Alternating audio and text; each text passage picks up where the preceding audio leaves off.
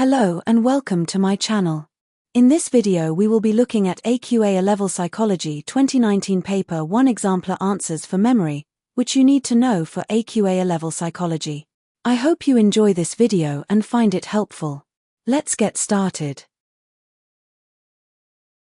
Please note that these answers have been produced with knowledge of the mark scheme but have not been approved by the mark scheme themselves.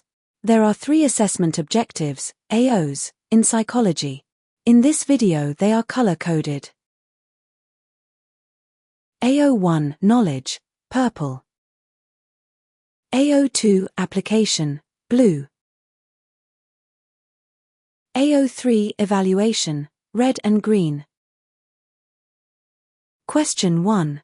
Which 2 of A, B, C, D and E are associated with the cognitive interview technique? Shade 2 boxes only.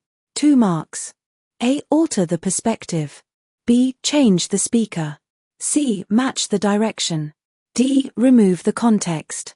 E. Reverse the order. A. Alter the perspective and E. Reverse the order.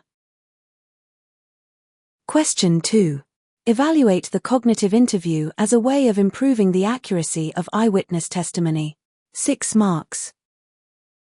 A strength of the cognitive interview is that there is research to support its effectiveness. The effectiveness of the cognitive interview can be shown in comparison to the standard interview by looking at the amount of correct information recalled. A meta-analysis by Cohn-Ken et al., 1999, combined the data from 50 studies. The enhanced cognitive interview consistently provided more correct information and increased recall and correct information by approximately 82% compared to the standard police interview used by police. This is a strength because it suggests that the cognitive interview is useful and has real-world applications, especially in the world of law enforcement, where the police can use this to glean more information from witnesses that may prove crucial to solving crimes and reduce miscarriages of justice. However, Cohn-Ken et al., 1999, also found that 61% of the information gained through the cognitive interview was either incorrect and inaccurate information. This is a limitation because it suggests that information gained from the cognitive interview has a high chance of being inaccurate and therefore unreliable, which jeopardizes the appropriateness of the cognitive interview and further suggests that the police need to treat all information collected with caution. However, Cohn-Ken et al., 1999, study lacks population validity as the majority of the participants involved in the meta-analysis were college students, who are not representative of the wider age range within society, e.g. senior citizens. The study therefore also lacks internal validity, with age being a confounding variable, as other research has found that age affects memory and recall. Park et al., 2002, Raz et al., 2005. This is a limitation because it suggests that the study may not be accurately measuring the effectiveness of the cognitive interview but instead how one interview technique affects a certain age range of people. Most PIN codes are 4 digits long and are easy to remember. In contrast, mobile phone numbers are 11 digits long. Most people would not be able to remember a friend's new mobile phone number unless they were able to say it to themselves several times without interruption. Question 3. Discuss the multi-store model of memory. Refer to the information above in your answer. 16 marks. The multi-store model, MSM, was proposed by Atkinson and Shiffrin in 1968.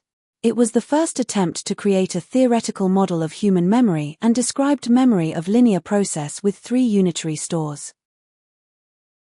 The model suggested that memory is made up of 3 components: sensory register, SR, short-term memory, STM, and long-term memory, LTM. According to the model, memories are formed sequentially and information passes from one component to the next, in a linear fashion. Each of the 3 components has specific type of coding: the way in which information is changed and stored in memory, capacity, the amount of information that can be stored, and duration, the length of time that information is held in the memory. Information enters the sensory register, which is not under cognitive control, from the environment via our senses. Everything we hear, see, touch, taste, and smell. Our sensory register has an unknown but supposedly unlimited capacity and a very limited duration of between 1/20th second to 2 seconds, approximately 250 milliseconds, Sperling 1960, before the trace decays and is forgotten. The SR allows information to be retained long enough to allow a decision as to whether it is worth processing further.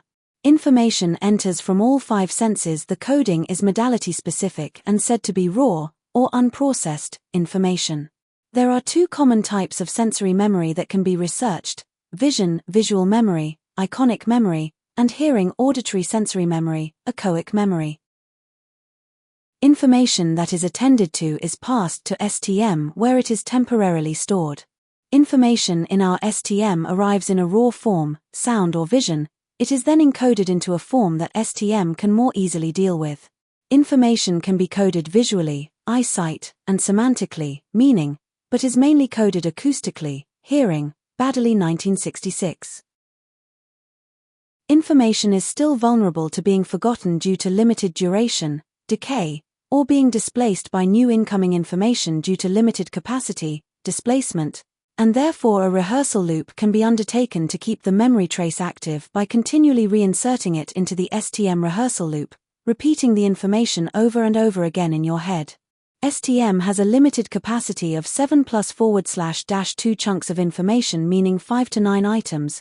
Miller, 1956 plus Jacobs, 1887. STM has a limited duration of approximately 20 to 30 seconds, after which the memory decays. Peterson and Peterson, 1959. If a longer, more elaborative and purposeful period of rehearsal takes place, then the memory can be transferred to the long-term memory, LTM, where memories are theoretically only temporarily inaccessible due to retrieval failure and interference. Information can be retrieved from LTM through information passing back through STM. LTM has an unlimited capacity and a lifetime's duration. Barrick 1975. Information in LTM is coded semantically, by meaning, Baddeley 1966, and can be retrieved from LTM to STM when required. 4-digit numbers are easy to remember as 7, plus or minus 2, items is the average capacity of STM. 11-digit mobile numbers would exceed this limited capacity. These longer mobile numbers can be recalled if people say it to themselves several times, which implies maintenance in STM transfer to LTM. Interruptions disrupt the recall because it causes displacement from STM. A strength of the MSM is that there is an extensive amount of research to support the different components of the MSM. For example, research by Miller, 1956, supports the idea that our STM has a capacity of 7+/2 chunks of information. Baddeley, 1966, supports the notion of different types of encoding in STM and LTM. Peterson and Peterson, 1959, support the idea of a limited duration in STM, and Barrick, 1975, supports the idea of an unlimited duration in LTM. This is a strength because it suggests that the multi-store model is well-founded on a substantial body of research, reinforcing the validity and reliability of its various components. The amount of diverse studies provide a strong empirical basis for understanding how memory functions across different stages, enhancing our comprehension of cognitive processes. A strength of the multi-store model is that there is case study evidence to support the distinction between STM and LTM. Challis and Warrington, 1970, carried out a case study of patient KF, who was injured in a motorcycle accident.